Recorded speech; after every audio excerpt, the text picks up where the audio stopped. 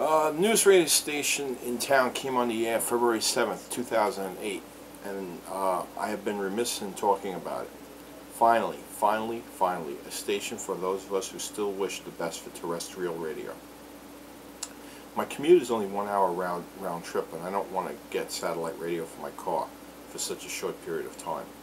I can get an iPod, but then I will only be listening to music I already own and not experiencing new stuff.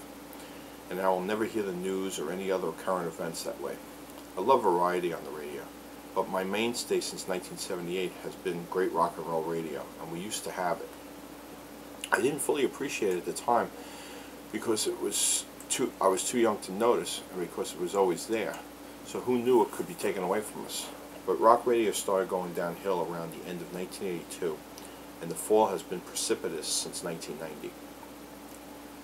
I won't go through the entire history, but people my age and older remember when WPLJ and WNEW were in a great dogfight for best rock station in New York City.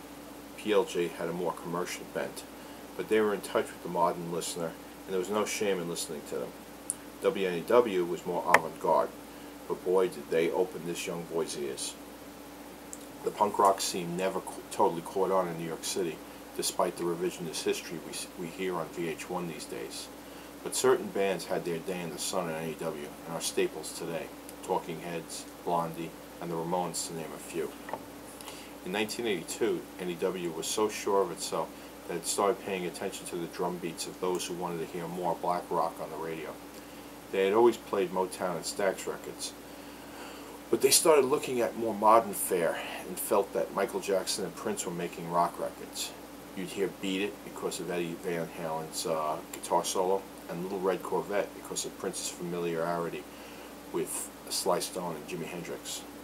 But the corporate honchos started making their moves on AEW, and experimenting was suddenly limited to Sundays and Friday afternoons with things from England. When K-Rock switched over to all classic rock in the late 80s, New York radio started its fast swirl towards the drain. Classic rock became a code phrase for the top 100 songs according to listener surveys, beaten to death. Now many of those songs which I once loved are barely listenable to me anymore. I won't even get into the fact that hardly any new rock and roll bands got a chance to find an audience during these last 25 years. U2, REM, and Guns N' Roses were the only new bands to find great success.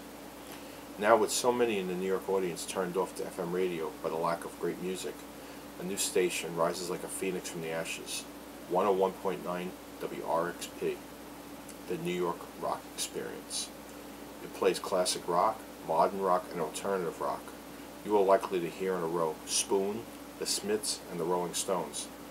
But the Stones song will probably be one you haven't heard on the radio in 25 years, like Respectable off of Some Girls. Oh, you never heard of Spoon? They are a modern New York band with a fast, Spanish-flavored acoustic sound. So basically, WRXP mixes up several genres into one cohesive rock and roll station. The punk new wave era of the late 70s NEW, the modern hardcore rockers of 90s K-Rock, the alternative 80s and 90s records of WLIR, and the classic rock that any number of stations have laid claim to since 1988. It's a lot for one station to take on, but hopefully the suits at other stations are starting to see the groundswell of support it's getting. People want to hear something both familiar and new. At most, classic rock stations will play the same 5 songs from an artist, but RXP played the rarely heard Boogie with Stu from Led Zeppelin 3 the other day. I nearly hit a tree when I heard it on the radio. It's already starting to happen. Other stations are starting to experiment more. K-Rock is now playing hard rock back to 1970. WCBS is making more room for the 50s records they shamelessly pushed aside. The lowly classic Q104.3 is at least playing something different on 2 for Tuesdays, making the second song one you haven't heard in a while. And RXP claims that they let their DJs pick the records, which might be true, but they do seem to have a bit of a playlist that they choose from. Hopefully with success will come more experimentation. The afternoon DJ, Brian Shock, has become the biggest name on the station so far, and he brags that he will play something you haven't heard in many years at least once a day on his show. Which is great, and I hope that the numbers grow exponentially. But the songs and groups I've heard and play on my way home is heartening. Devo's Satisfaction, which, like Shock, I prefer to the Stones version. Jim Carroll's All the People Who Died, Died. Sex Pistols' Anarchy in the UK. Ian Hunter's All the Way to Memphis. Husker Du, The Replacements, and several more I'm not remembering. Unfortunately, this should not be such a tremendous event. Rock and roll is 54 years old. There is so much great and wonderful music out there just waiting to be heard. But suit and ties who probably listen to John Tesh make the decisions for what you can hear, and like lemmings, we listen to stations that long ago gave up any connection to what we want. It has fueled the alternative ways of hearing the music we want, from satellites to iPods. But how stupid is it for companies to chase away radio listeners who care about what they listen to?